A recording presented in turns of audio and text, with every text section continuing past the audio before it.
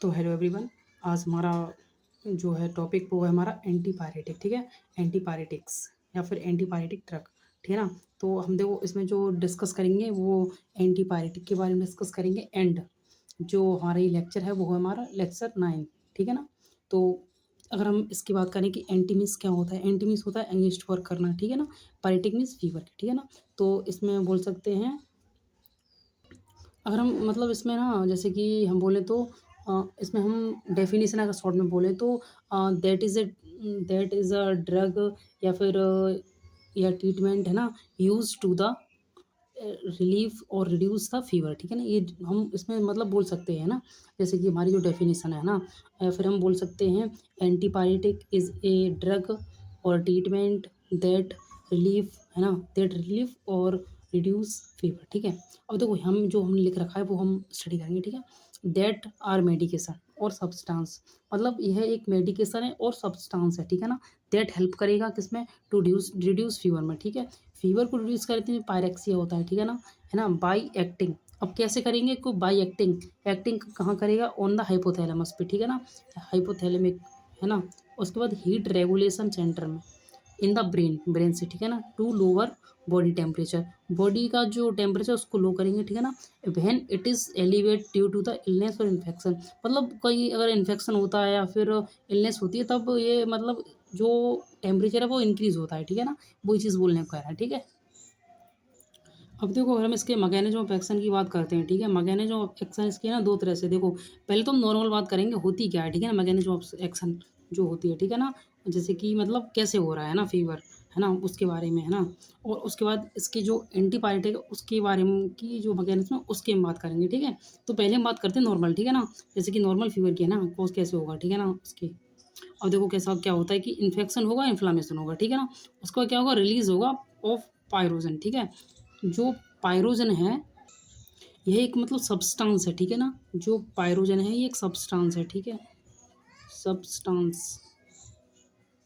और ये क्या करता है, ये इंड्यूस करता है, इंड्यूस्ड फीवर, ठीक है ना। तो ये चीज़ क्लियर होनी चाहिए आपको कि मतलब ये क्या है, ठीक है ना। पायरोजन है एक सब्सटेंस है और इंड्यूस करेगा फीवर को, ठीक है। जब फीवर को इंड्यूस करेगा तो सीधी बात है, जो आपने देखो कॉक्स पढ़े होंगे, है ना, जो प्रीवियस क्लासेस में मैंने पढ़ाया था स्टार्टिंग में, ठीक है ना, जैसे कि कॉक्स 1 कॉक्स 2 साइक्लोऑक्सीजनेज में, है ना। तो उसमें क्या हो रहा था, पेन इन्फ्लामेशन और मतलब ये चीज़ें हैं, क्या हो रहा था इनका, वो रेस्पॉन्सिबल हो रहा था प्रोस्टाग्लैंडिन, ठीक है, कॉक्स 2 था। तो वही है इस यहाँ पे।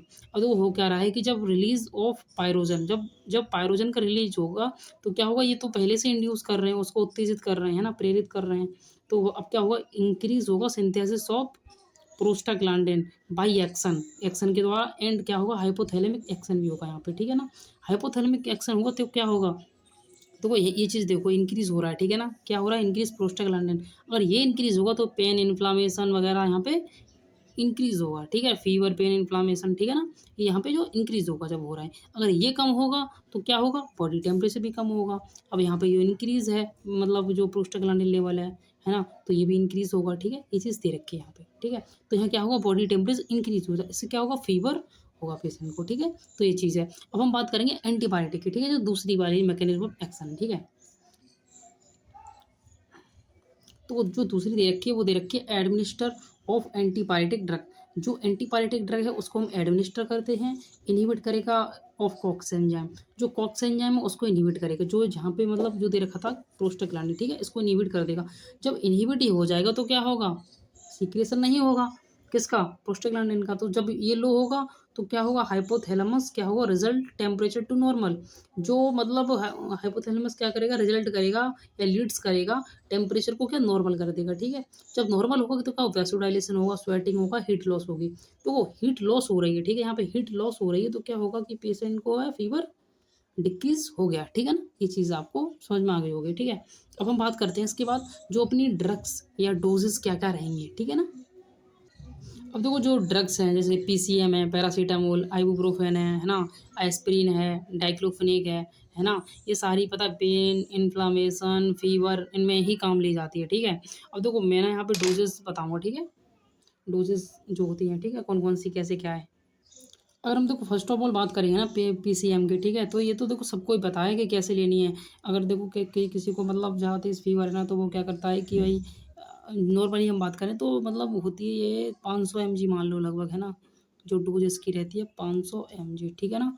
और 500 mg रहेगी तो उसका क्या होता है, अब देखो बीडी लेंगे सबसे ज़्यादा, बीडी है ना, बीडी और ओरली, ठीक है ना, उसके बाद ओरली, ठीक है ना।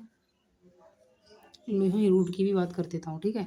और आइबुप्रोफेन है, इसका क्या होता है कि ये जो आइबुप्रोफेन रहती है इसका ना 200 से 400 रहता है, ठीक है, 200 से 400 mg, ओके, 200 से 400 रहेगा।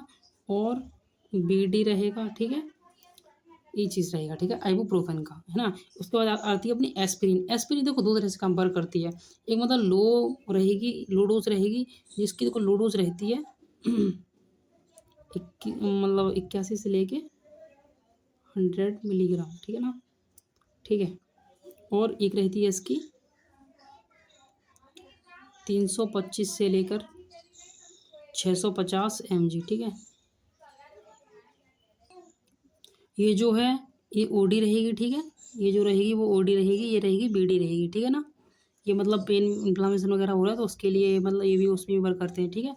लेकिन जो यहाँ पे डोज है वो एक बार ही दी जाएगी, ये वाली, ठीक है ना, 8100 mg, ठीक है। अब देखो उसके बाद डाइक्लोफिनेक है, देखो ये तो आपको पता ही होगा, किसी को पेन होता है ना बहुत ज़्यादा, तो वहाँ पे देते हैं। बट एक चीज़ यहाँ पे ध्यान रखना, जो मतलब ये 1 ml का होता है, ठीक है, पहले तो 1 ml में भी होता है और 2 ml में भी होता है।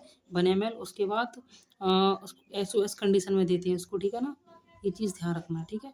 SOS मीन्स इमरजेंसी कंडीशन में ही, मतलब कि अगर मतलब हो रहा है उसको पेन तभी देंगे, ठीक है ना, इसका मतलब होता है SOS का। अब देखो यहाँ पे क्या होता है कि IM देते हैं इसको मोस्टली, है ना, तो ये चीज़ है, ठीक है। ये मतलब ये जो यहाँ पे जो ड्रग्स लिखी हुई है काफ़ी लगभग सबको पता ही होगा इनके बारे में कैसे क्या रहता है। आप है ना मतलब कि अपना जो बोले तो आप मतलब लॉजिक लगा के भी इस चीज़ को लिख सकते हो आराम से, ठीक है। अब हम बात करेंगे इसके इंडिकेशन की, इंडिकेशन क्या-क्या होते हैं, ठीक है। अगर हम देखो इंडिकेशन की बात करेंगे ना, तो इंडिकेशन फीवर, कोई अगर फीवर हो रहा है किसी को और इन्फेक्शन या इन्फ्लामेशन की वजह से हो रहा है, इन्फेक्शन या फिर कोई इन्फ्लामेशन है उसकी वजह से हो रहा है, तो हम देंगे। हेडेक हो रहा है, किसके द्वारा हो रहा है, फीवर की वजह से। अगर वायरल इन्फेक्शन है, बैक्टीरियल इन्फेक्शन है, तो हम क्या करेंगे, एंटीपायरेटिक ड्रग दे सकते हैं, ठीक है। तो ये चीज़ हमको पता होनी चाहिए। उसके बाद बात करेंगे हम जो है अपनी कॉन्ट्रा इंडिकेशन। कॉन्ट्रा इंडिकेशन में होता क्या है कि हाइपर सेंसिटिविटी टू ड्रग, जो ड्रग दे रहे हो उसकी वजह से उसको है ना, अगर कोई हाइपर सेंसिटिविटी या एलर्जी वगैरह हो रही है तो हमें नहीं देनी है ड्रग्स, ठीक है ना। जीआई ब्लीडिंग, गैस्ट्रो इंटेस्टाइनल में अगर कोई ब्लीडिंग है तो नहीं देना, ठीक है ना। अगर लीवर डिसीज है उसको कोई भी, या फिर पेप्टिक अल्सर है तो उसको नहीं देना, ठीक है। और उसके बाद आते हैं अपना एडवर्स इफेक्ट, ठीक है।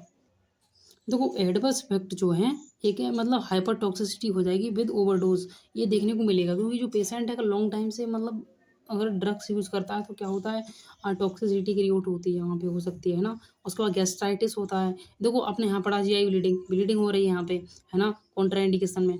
और यहाँ पे जो है क्या दे रखा है, गैस्ट्राइटिस, मतलब जी जो गैस्ट्राइटिस है यहाँ पे मतलब इन्फ्लामेशन है, ठीक है ना, बात हो रही है। उसके बाद है रेज सिंड्रोम इन चिल्ड्रन, मतलब कि क्या है कि जो स्वेलिंग है वो कहाँ पे हो रही है, लीवर और ब्रेन के अंदर, ठीक है ना। मतलब देखो मैं यहाँ लिख देता हूँ। पहली बात तो ये है, ये एक सीरियस कंडीशन है, सीरियस कंडीशन, ठीक है। फर्स्ट पॉइंट ये हो गया अपना, ये क्या है, सीरियस कंडीशन है, ठीक है।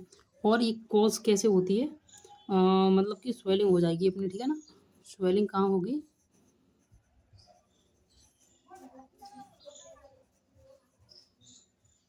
लीवर और ब्रेन में, ठीक है ना। तो ये चीज़ हमको पता होनी चाहिए, ठीक है। तो देखो आपको ये समझ में आ गया होगा यहाँ तक, ठीक है ना। तो आज का टॉपिक हमारा यहीं तक था, ठीक है। तो हम इस क्लास को मतलब यहीं एंड करते हैं, ओके। Thank you class.